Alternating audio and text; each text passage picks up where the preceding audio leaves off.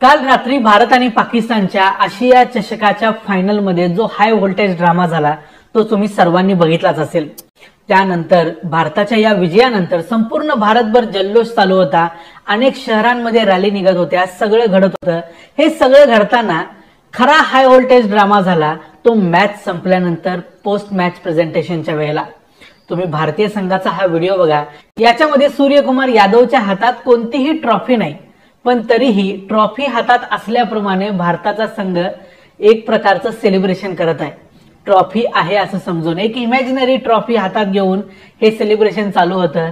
हे एक प्रकारे पीसीबीला आणि एसीसीला चिडवायचं काम चालू होतं। भारतीय संघानं मग असं का केलं?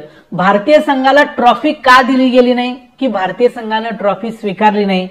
या मॅच नंतर भारताचा कॅप्टन सूर्यकुमार यादव काय म्हणाला, मोहसिन नकवी काय म्हणाले किंवा भारतीय संघाचं बीसीसीआयचं याबद्दलचं मत काय होतं, हा सगळा राडा झाला याला जबाबदार कोण होतं, ते सगळं पाहूया आजच्या या व्हिडिओमध्ये। मी आहे रणजित यादव आणि तुम्ही पाहताय द मराठी बाणा। सर्वप्रथम पाकिस्तानने 146 रन केल्या होत्या, त्या भारतानं 19.4 ओव्हर्समध्ये चेस केल्या। भारताचा अतिशय चित्तथरारक आणि रोमहर्षक असा हा विजय होता। पण हा सामना झाल्यानंतर जवळजवळ 1 तास पोस्ट मॅच प्रेझेंटेशनची सुरुवातच झाली नाही, कारण ही मॅच संपल्या पाकिस्तानची टीम पाकिस्तानच्या ड्रेसिंग रूम मध्ये जाऊन बसली। ती टीम बाहेर यायलाच तयार होईना। बराच वेळ इवन पाकिस्तानचे पीसीबीचे प्रमुख असलेले मोहसिन नकवी देखील स्टेजवर येऊन उभा राहिले होते। ते अनेक लोकांना फोन करत होते, पण तरी देखील पाकिस्तानचा संघच ड्रेसिंग रूमच्या बाहेर येत नव्हता। संपूर्ण भारताचा संघ यावेळी मैदानावर वेट करत होता आणि मैदानावरती आपलं आपलं सेलिब्रेशन करत होते, आपल्या फॅमिली बरोबर वेळ घालवत होते किंवा इतर अनेक गोष्टी करत होते। पण पाकिस्तानचा संघ मैदानात आला नाही, त्यामुळे पोस्ट मॅच प्रेझेंटेशन जवळजवळ 1 तासानं लांबलं। पाकिस्तानच्या संघाला कदाचित बाहेर यायची लाज वाटत असावी। भारताचे मोठ्या प्रमाणावर प्रेक्षक त्यावेळेला तिथे उपस्थित होते। या सगळ्यांच्या समोर बाहेर येऊन आपली चेष्टा उडवली जाईल या गोष्टीची भीती वाटत असावी। नक्की कारण काय होतं माहिती नाही, पण पाकिस्तानचा संघ बाहेर आला नाही आणि भरपूर वेळ यामध्ये गेला। त्यानंतर जवळजवळ 1 तासानंतर सायमन डोल हे कॉमेंटेटर पोस्ट मॅच प्रेझेंटेशन साठी तिथे उपस्थित झाले। सायमन डोल यांनी सुरुवातीलाच अभिषेक शर्माला प्लेयर ऑफ द मॅच, त्यानंतर तिलक वर्माला मॅन ऑफ द मॅच आणि इतर काही अवॉर्ड्स दिले। हे अवॉर्ड्स भारतानं स्वीकारले। हे स्वीकारताना समोर स्टेजवर जे इतर मान्यवर होते त्यांच्याकडून हे भारतानं अवॉर्ड स्वीकारले। पण त्यानंतर वेळ आली पाकिस्तानच्या खेळाडूंना बक्षीस देण्याची। पाकिस्तानच्या खेळाडूंना रनरअप म्हणजे द्वितीय क्रमांकाचं जे बक्षीस दिलं गेलं ते पीसीबीचे अध्यक्ष असलेल्या मोहसिन नकवी यांच्याकडून दिलं गेलं। मोहसिन नकवी स्वतः तिथे उपस्थित होते, त्यांनी बक्षिसं स्वीकारली आणि त्यानंतर अचानक सायमन डोल यांनी सांगितलं की इथं पोस्ट मॅच प्रेझेंटेशन संपतंय, कारण भारतीय संघानं आज ट्रॉफी घ्यायला नकार दिलेला आहे। आणि इथं या ड्रामाची सुरुवात झाली। सर्वात पहिली महत्वाची गोष्ट म्हणजे भारतीय संघानं अशा प्रकारे पोस्ट मॅच प्रेझेंटेशन मध्ये ट्रॉफी घ्यायला नकार का दिला? तर बीसीसीआयनं अगोदरच एशियन क्रिकेट काउन्सिलला म्हणजे ज्यांच्याकडून आशिया कप भरवला जातो त्यांना विचारलं होतं की फायनल ट्रॉफी द्यायचा कार्यक्रम कुणाच्या हस्ते होणार आहे। तर एसीसीनं सांगितलं होतं की ही ट्रॉफी पीसीबीचे प्रमुख असलेल्या आणि एसीसीचे देखील प्रमुख असलेल्या मोहसिन नकवी यांच्याकडून दिली जाईल। आणि भारतानं त्याच वेळी सांगितलं होतं की आम्ही मोहसिन नकवी यांच्याकडून ट्रॉफी स्वीकारणार नाही। आता मोहसिन नकवींच्याकडून ट्रॉफी स्वीकारायला नकार देण्याचं कारण काय?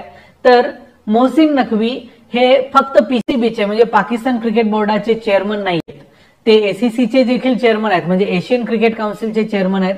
आणि दुसरीकडे ते पाकिस्तानचे गृहमंत्री आहेत म्हणजे पाकिस्तानचे इंटेरियर मिनिस्टर आहेत। आणि त्यांनी अनेक वेळा भारताला वेगवेगळ्या कारणांसाठी वेगवेगळ्या स्टेजवरून क्रिटिसाइज केले, भारतावर टीका केली।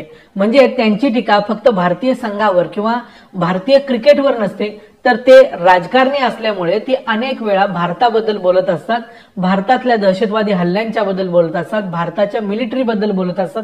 अशा अनेक गोष्टींच्या बद्दल या माणसानं भारतावर टीका केलेली आहे। त्यामुळे भारतीय संघानं स्पष्ट सांगितलं की या माणसाकडून आम्ही ट्रॉफी स्वीकारणार नाही। त्यानंतर एसीसीनं सांगितलं की तुम्हाला यांच्याकडूनच ट्रॉफी स्वीकारायला लागेल, कारण ते एसीसीचे चेअरमन आहेत म्हणजे एशियन क्रिकेट काउन्सिलचे चेअरमन आहेत।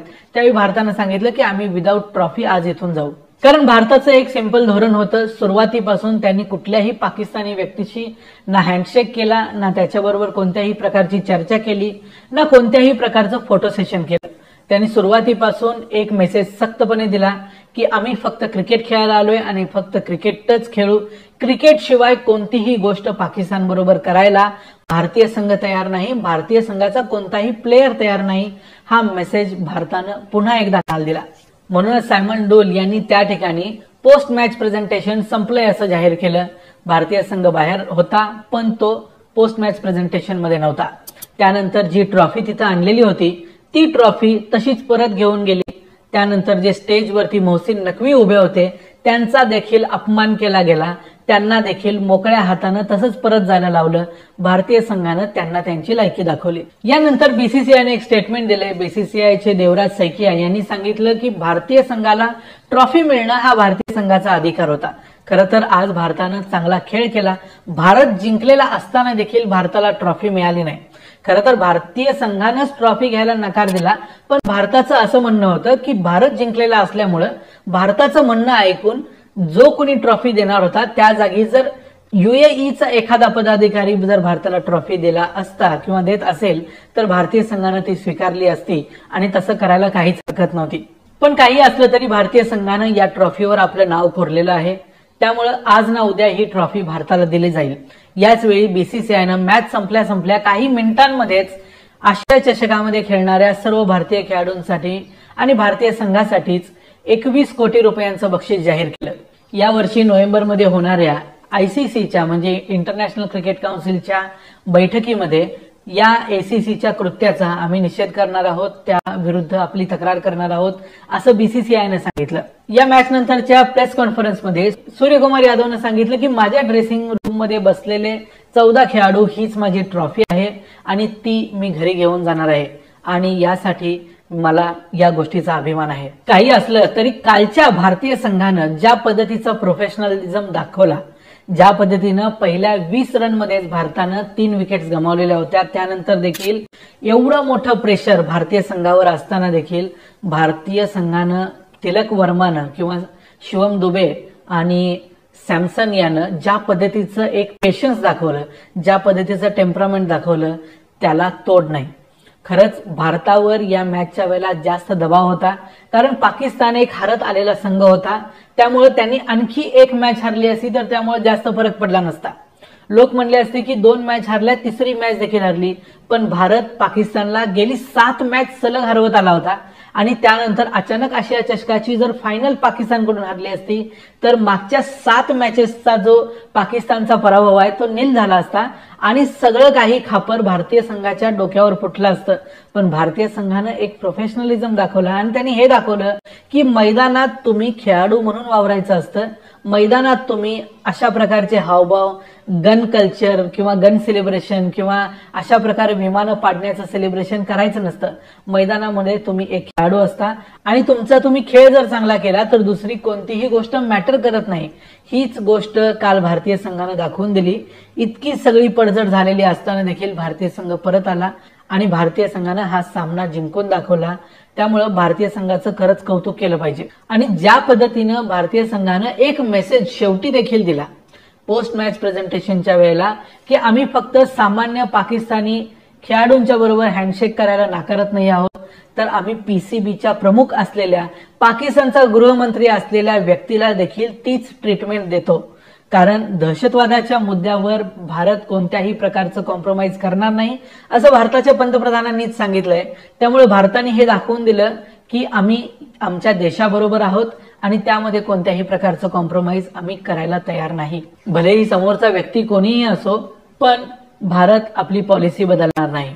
त्यामुळे पहलगाममध्ये झालेल्या दहशतवादी हल्ल्याच्या मुद्द्यावर किंवा त्यानंतर भारतानं पाकिस्तान विरुद्ध केलेल्या ऑपरेशन सिंदूरच्या मुद्द्यावर भारतानं एक प्रकारे जो विजय मिळवला होता आणि एक प्रकारे जो ऍडव्हान्टेज घेतला होता तो ऍडव्हान्टेज काल भारताने क्रिकेटमध्ये तो सुद्धा तसाच ठेवला। भारताचे पंतप्रधान नरेंद्र मोदी यांनी म्हणूनच जे एक ट्विट केलंय त्या ट्विटमध्ये त्यांनी असंच म्हटलंय की operation Sindur on games field, म्हणजे हे सुद्धा एक प्रकारचं ऑपरेशन सिंदूरच होतं, फक्त ते खेळाच्या मैदानावर होतं। त्याबद्दल भारतीय संघाचं त्यांनी अभिनंदन केलंय आणि म्हटलंय की जसं तिथं भारताचा विजय झाला तसाच इथं देखील भारताचा विजय झाला. म्हणजे भारतीय संघानं ती एक कंटिन्युटी ठेवली असं त्यांना म्हणायचं आहे. हा पॉलिटिकल मेसेज असला तरी पाकिस्तानला हा पॉलिटिकल मेसेज देणं गरजेचं होतं, कारण पाकिस्तानचे खेळाडू मैदानावर पॉलिटिकल मेसेज द्यायचा प्रयत्न करत होते. या संपूर्ण प्रेझेंटेशन बद्दल, ह्या झालेल्या हाय व्होल्टेज ड्रामा बद्दल भारतीय संघानं पाकिस्तानला जी त्यांची लायकी दाखवली त्याबद्दल, आणि मोहसिन नकवीला स्पेशली जी लायकी दाखवली